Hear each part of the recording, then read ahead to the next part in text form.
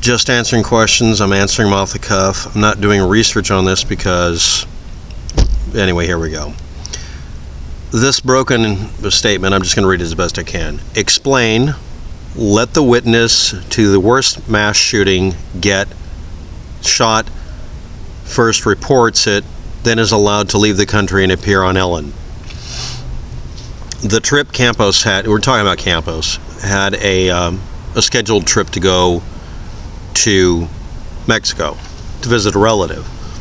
Obviously, if he's in a town where there's been a shooting at a building where his relatives know he works there, him physically showing up to be seen by a relative to prove he's alive to them is about what you would expect from a mother or any other relative that says, no, I want to see you in person. This is... Have you ever had a relative? I'm sorry, do you have relatives? Anyway, as for him appearing on Ellen, I think that was a dumb thing to do. I do. He was a witness to the worst mass shooting, one of the worst mass shootings, and he got shot. Yeah. He didn't know whether he'd been shot by a bullet or by a pellet gun because he couldn't quite tell what it was. In the heat of the moment, with the adrenaline pumping, he didn't know. He got hit most likely by a bullet fragment going through his leg, but yes, this is essentially a really powerful version of a .22 caliber bullet. It could pass through some part of you, and you may not know if it just goes just under the skin. I don't know how bad the wound was. And people say, no, I would have taken his leg entirely off. It's not a .50 caliber. It's not a BMG. Shut up. But anyway, as for this person, he was allowed to leave the country because he asked permission because he already had an arranged visit he was doing. And they were done asking him questions, and that's it. There's no danger to him if there's... This is important. If there's literally just a person who did this and shot up the place, any threat to him is gone. The only people who are a threat to him are technically Laura Loomer, stalking him for whatever reason, and conspiracy theorists who want to kill him because they decide that anybody whose name comes up during any kind of mass shooting or anything, they're immediately guilty of something and they should be killed. That's literally the attitude of some of the people out there. Just want to point that out. That's the biggest threat. I don't think he's going to get that from people in Mexico. The crazies are mostly in the United States. Yeah, he was allowed to leave the country. Yes, he was. He asked permission and they could have said no. If you were working as a security guard at a local Walmart and there was a shooting there, and you had plane tickets to go visit a relative in another country, wouldn't you be a little put off by not being able to go if you weren't a suspect? If they didn't let him leave, that would indicate they thought he was a suspect. He wasn't and is not and probably never will be considered a suspect except by people who would like to hurt him because they associate everybody's face and everybody's name that was mentioned associated with this with being traitors, and they accuse him of everything. I get that in the comment section too. Next person, no broken windows. I already covered that in a video. Why didn't you tell me it was Hoover's vid? Because everybody laughs at you when you bring up Hoover these days? I've never really critiqued Hoover. I never really dealt with it, but he knows how to work every little detail there. Just saying. Next one. Someone saying, I think you missed my point. I covered... We'll just go on. MGM gave a gap of 40 seconds between the shooting inside the building and the shooting at the crowd. So this is a hard, fast rule by a motel chain or hotel chain. We have the audio. Maybe they don't know. Maybe they're not the ones to consult. Hey, Rodney up the street has different numbers. Whatever. I'm sorry, but I'm in a bad... It's not any of you. I'm in a bad mood because I had to deal with software today trying to fix an audio file. And I'm probably going to get roasted over it, but here we go. It really was a bad job I did, but I did a reasonably good job. Now that I listened to it, it's actually a little bit of an improvement. I wanted to do better. Anyway, first shots in the building were auto-style gunfire. No, they're semi-auto with a bump stock. Every one of the shots sounds consistent with that. I did, and virtually the entirety of a video I made comparing the shots is based on those specific shots. If you want me to, I'll graph them out. They are not consistent enough to be a fully automatic weapon. They're not consistent enough to be that. And then it follows up with, according to Campos and everyone else. Everyone else? Not me? Don't I count? Campos was at ground zero, being fired upon. Have you ever been shot? I don't have to trust his input. I really don't. And then we're going to get the thing, you're against the witnesses and blah. No, I just don't take anybody's statements at face value, because people who are in the middle of stuff get things wrong. There's lots of people who thought they were shooting in the crowd, which is not mechanically possible from their reference point they were going from, because that wasn't able to work. That isn't something that could have worked under those conditions. Campos got something wrong, or he didn't.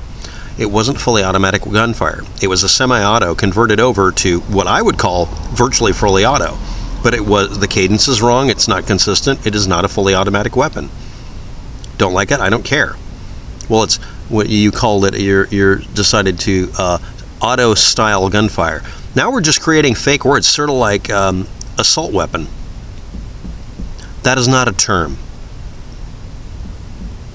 Campos was wrong about what was fired at him.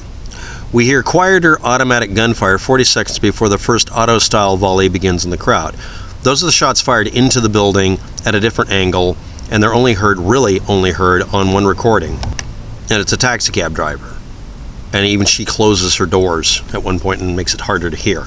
That's what it was. And yes, that is not consistent enough to be fully automatic weaponry. So basically you're tacitly acknowledging that this was a bump stock, firing pattern, but you don't want to acknowledge it.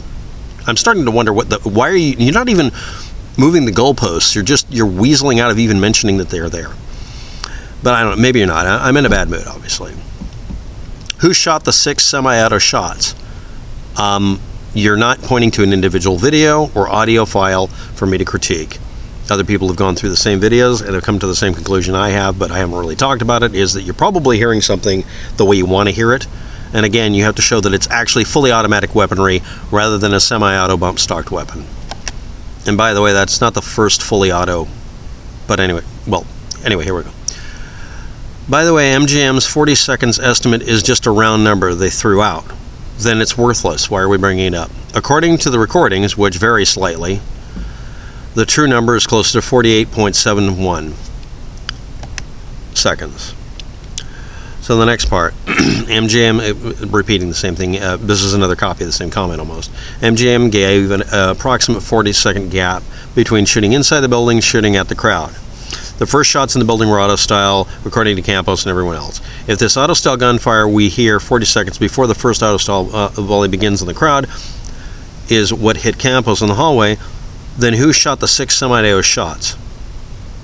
How is this semi-auto shots that are fired? How did it happen simultaneously? And you don't give me a link to what you're talking about. Now, a couple of people have posted their comments in here and said that what you're hearing are actually echoes and overlaps from the sounds bouncing around. There's 3 sources for sound. One is the firing. Second is any report that bounces off of buildings. That's actually been a problem in some of the recordings, and you can detect it in some ways, but it's hard to do sometimes. And we generally have to refer to them by our weird little classification system of muzzle bangs, echoes, and then finally the cracks of the bullets going supersonic over the microphone.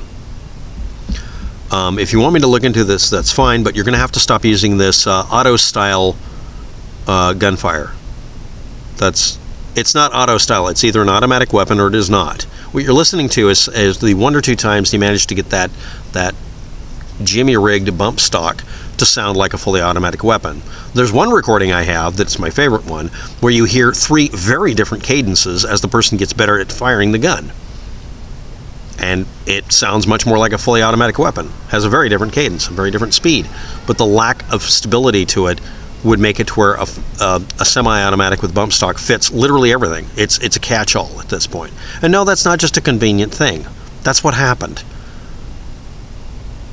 If you want to make it to where there's a fully automatic weapon, stop kibitzing here. What recording and at what point do you claim it's a fully automatic weapon? You don't? Then it's just the bump stock being fired, and it happens to sound like it's different than the other times it's fired, because it's an inconsistent method for doing this. That's why this has been confusing. And I'm considering this bordering on weaseling behavior. But I will look up the 40-second gap approximately if you want me to. Point to the resources you're referring to. I'm sure you already have. I'm doing several videos. I've just got to finish doing them all, getting the data on them. And I'm going to take this opportunity to say, when I do these videos, I spend a lot of time looking up data, and then I do a short vid, because I do it virtually live, multiple takes until I get it right. And as long as I have a lack of annoying people, I'm okay. But anyway, thanks for the commentary, even if you don't think I like it, or if I don't sound appreciative. I'm sorry about being in a bad mood today. My issue, not yours. And there were broken windows, and it doesn't show a sign of being fully automatic anything or a need for another shooter. And again, if somebody figured out that there was a shooter, that doesn't indicate some sort of conspiracy or the government hiding anything. It just means they made a mistake and didn't know about another shooter, and we have to go find them. That's all. This doesn't exonerate Paddock. It just means that he had help. Most of us would assume there was a helper. But the fact is that every other time in history that we've had a shooting, the lone wolves do a better job. They have a higher kill ratio per person. They're harder to catch. It's harder to find out what they did. They have better secrecy level because there's nobody to keep a secret from if you're the only one who has it.